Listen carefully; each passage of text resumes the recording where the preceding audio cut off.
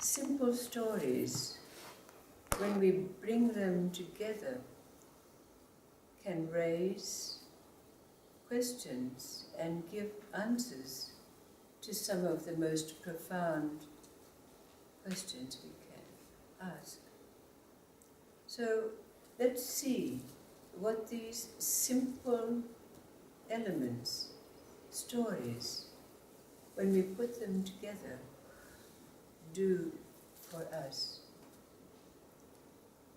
Mulla, we know, was that cosmic joker. And one wintry day, he was sitting at the coffee shop with his friends, as he was often wont to do. But they'd been into such a deep discussion about death and how we know what death is, that the night had fallen. But in the course of their debate, the question was raised, how do we know that we're dead? And one of the local pundits said, oh, we know that we're dead when we're stiff and cold. So the conversation came to an end, and Mulla made his way home in the snow. But as he was walking along in the dark, he slipped on a snowdrift and fell into a ditch. And he was lying there, and suddenly he began to feel very cold. And then he got very stiff. And he thought to himself, oh, I'm stiff and I'm cold. I must be dead. I better go home and tell my wife. So he got out of his ditch and went off down the road, went to his house and told his wife, I'm dead. And then he went back to his ditch and lay down in the snow. So his wife started to weep and wail, which brought all the neighbors over, and they said, what's happened, what's happened? And Mulla wife said, the Mulla is dead. And they said, well, how do you know? Where is he? Oh, she said, he came home and told me.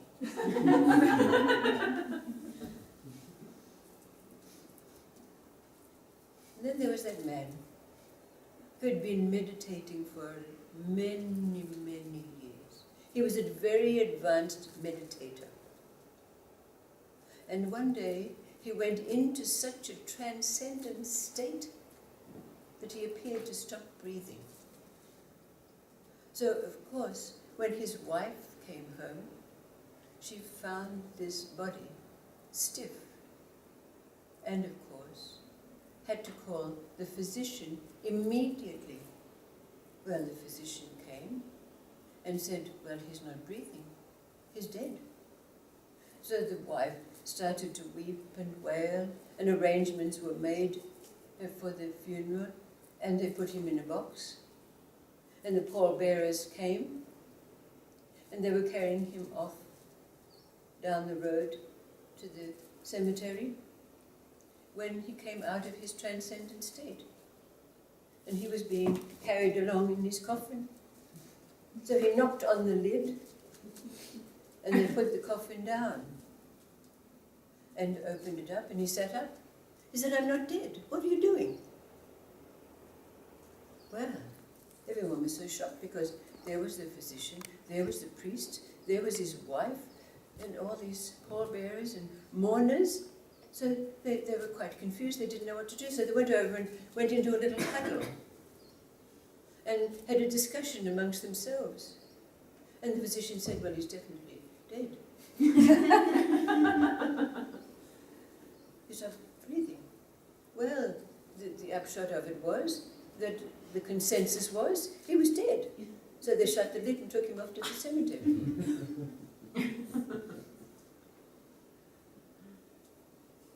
And then You know, that wonderful learned Ram Dass we were talking about last evening. Or maybe it was a different Ram Dass. I'm not quite sure about that. But anyway, this Ram Dass also was a very, very learned scholar. But he died. And suddenly he found himself in the celestial realms at the pearly gates. And there was the gatekeeper. And the gatekeeper said to him, Ram Dass, you're welcome to heaven. Oh, said Ram Dass, heaven? I've been a scholar all of my life, a learned scholar all of my life, and for many years I have debated and debated whether heaven existed or didn't exist. So tell me, what proof can you give me that heaven exists, and indeed this is heaven? Well, the gatekeeper at the celestial gates raised his eyebrows and took out a whistle from under his cloak and blew one sharp sound on it. And the gates opened, and out came two burly angels, muscles flowing down their wonderful wings. And the gatekeeper turned to the angels and said, take this one in, he belongs to us.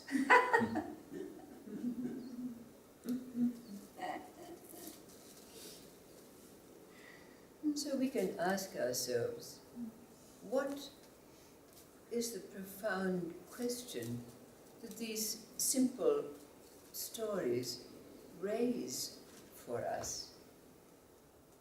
And, of course, there being the question of death. But death? So how can we reconcile being dead and alive at the same time?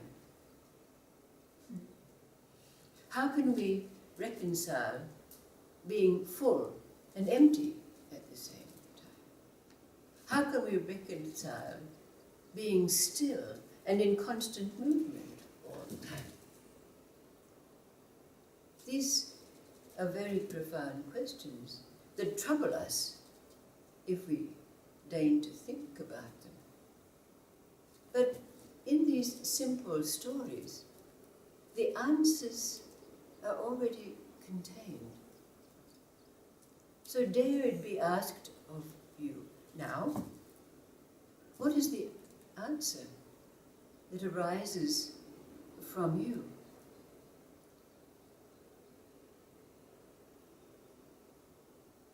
To this profound question. How can we be dead and alive at the same time? How can we be finite and immortal at the same time?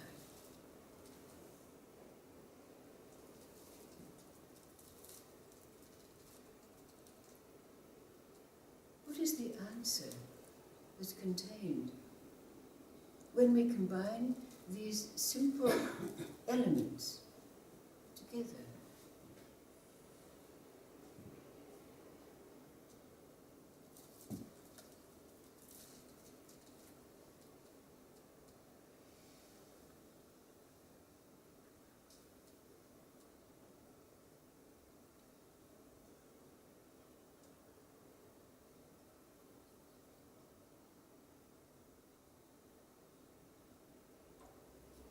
Where do they meet in us?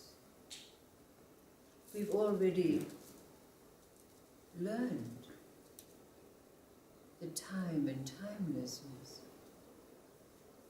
exist in us. No longer do we step in and out of time. So how do we reconcile this question. How can we be dead and alive at the same time? Still and in movement at the same time. Empty and full at the same time.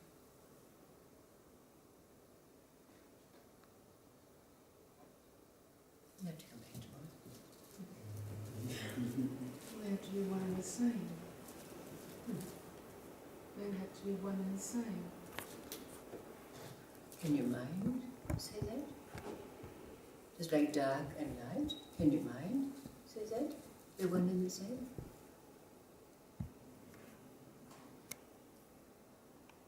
So where is this answer coming from? Is it a question you're asking? One and the same? Well, I don't think there is any death, so it has to be one and the same. Alright. So if there's no death, what about life? What is life then? A facet.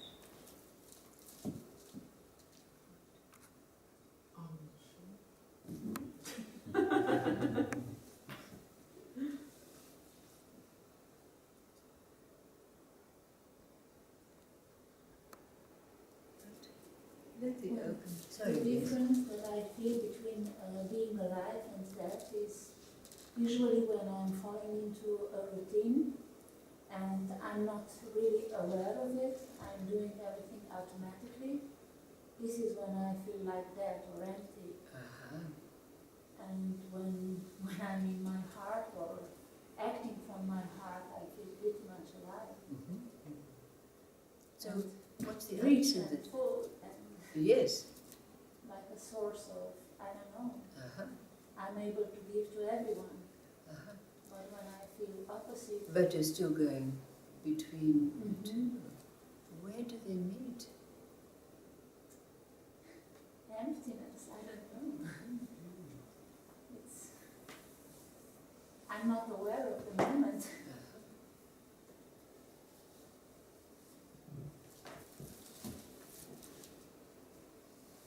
So this is what we're playing with these days. These days that we're together. This alchemy. So let's play. Let's see what the chemistry, the alchemy, the great alchemy that's here that we've been so wonderfully provided with. It's like sleeping through. It's like sleeping through. Right, like last night's story. Yeah. But what did it mean by being in this void and finding that everything that was touched dispersed into great atoms of light? How can that be?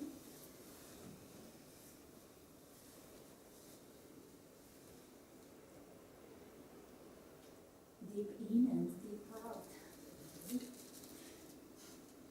So let's play with the alchemy these days. We have all the ingredients we need. The oneness. Feeling the oneness.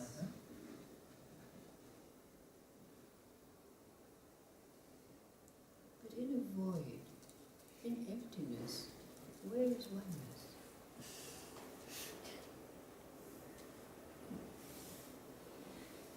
Well, now my mind is switching on.